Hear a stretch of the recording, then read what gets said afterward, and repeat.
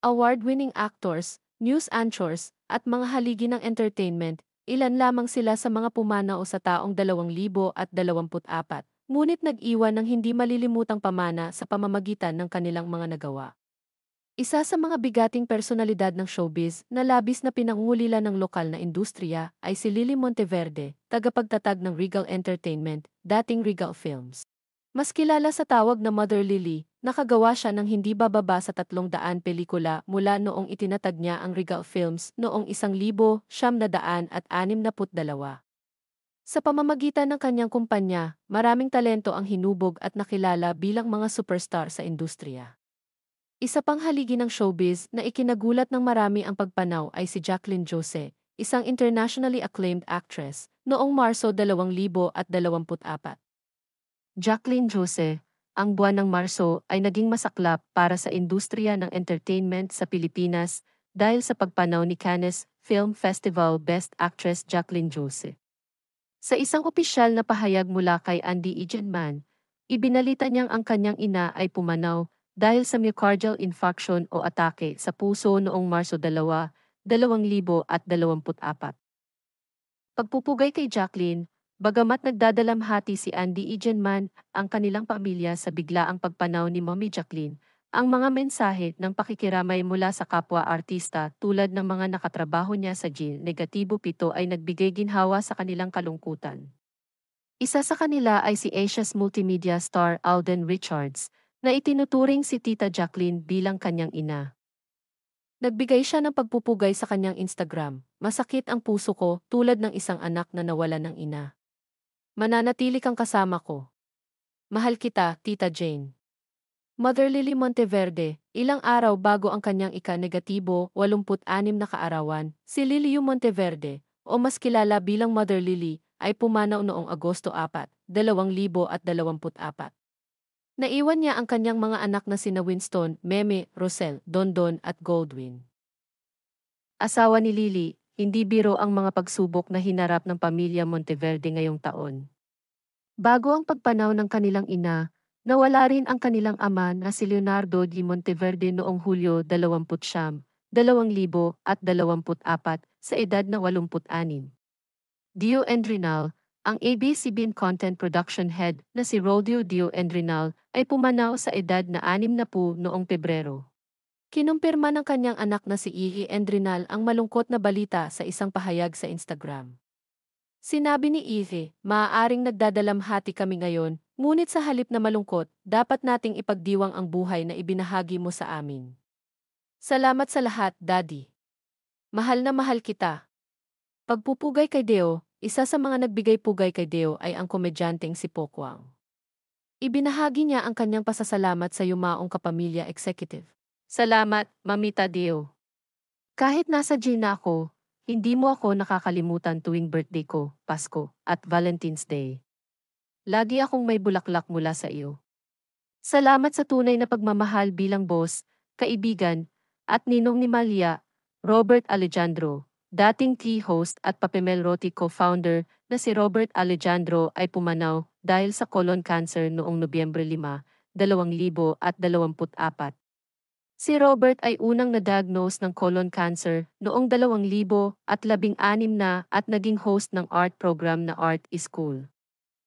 Pagpupugay kay Robert, nagbigay pugay ang komedyanteng si Betong Sumaya, dating kasamahan ni Robert sa The Proby Team noong 70s. Sa kanyang Facebook post, sinabi ni Betong napakalaking karangalan na makatrabaho si Robert Alejandro. "Salamat sa pagkakaibigan at sa mga amazing drawings na ginawa mo. Maraming salamat, kaibigan." Mercy Sunot, ang Opium rock icon na si Mercy Sunot ng Aegis Band ay pumanaw noong Nobyembre 18 sa edad na 48.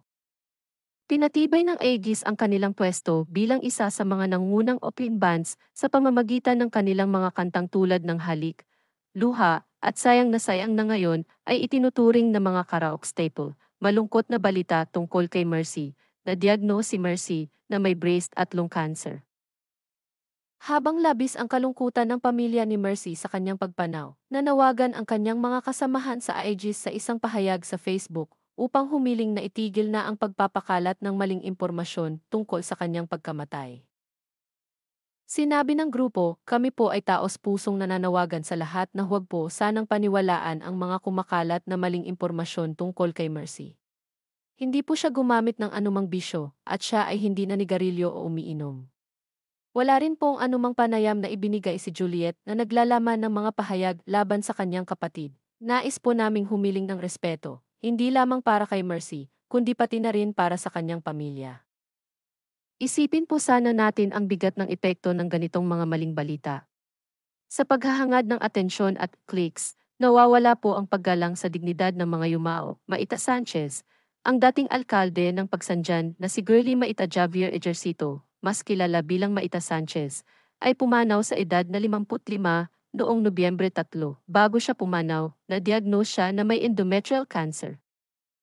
Karera ni Maita, si Maita ay nanalo bilang alkalde ng Pagsanjan mula 2-0, 1-0 hanggang 2019 at nanalo muli upang magsilbing vice mayor mula 2019 hanggang 2022. Isa sa mga pinakamahalagang bahagi ng karera ni Maita Sanchez ay ang pagkakataong makipagsabayan kay Fernando Poe Ilera, ang yumaong action star legend, sa ilang mga pelikula. Ang yumaong aktres politiko ay kasal kay dating gobernador ng Laguna, Pierre Ejercito. Shaino Trinidad, ang pamilya ng GMA Integrated News ay nakiramay at nagbigay pugay kay Chino Trinidad na pumanaw noong Hulyo 13, 2024. Si Chino ay isang GM Sports correspondent, karera ni Chino. Bukod sa pagiging komentarista at sports analyst para sa GM Sports, nagsilbi rin si Chino bilang commissioner ng dating Philippine Basketball League. Nag-host din siya ng saksi sa double B sa Super Radio DGB at ang time-out segment ng 24 oras. Carlo J. Caparas, isang icon sa industriya ng Philippine comic strip, kinumpirma ang pagkamatay ni Carlo J. Caparas sa pamamagitan ng isang anunsyo mula sa kanyang anak na si Peach Caparas sa Facebook noong Mayo 2024.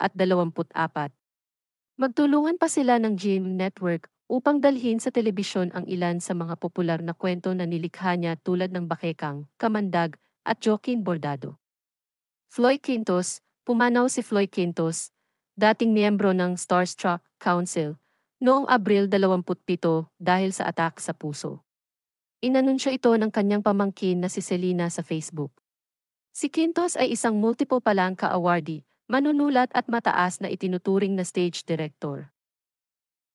Pagpugay kay Floyd, nagbigay pugay si Selena sa kanilang mahal na kaanak at sinabi, "Sa pinakamabigat na puso, ako po, sa ngalan ng aming pamilya, ay iniaanunsyo na si Floyd Quintos, isang iginagalang na manunulat at direktor, ngunit higit sa lahat isang minamahal na kapatid, anak, tiyuhin, pinsan, pamangkin, at kaibigan, ay bumalik na sa mga bisig ng Panginoon." Mike Lacanilao, ang ACV Integrated News Department ay nagpaalam sa isa pang mahalagang kasamahan nitong 2024, si dating News at Public Affairs host Mike Lacanilao o Miguel B. Lacanilao sa totoong buhay. Siya ay 88 taon, karera ni Mike. Si Mike ang naging mukha ng ACV Balita noong dekada 1970 at naging presidente ng Phoebus College of Bible mula 1976 hanggang 1982.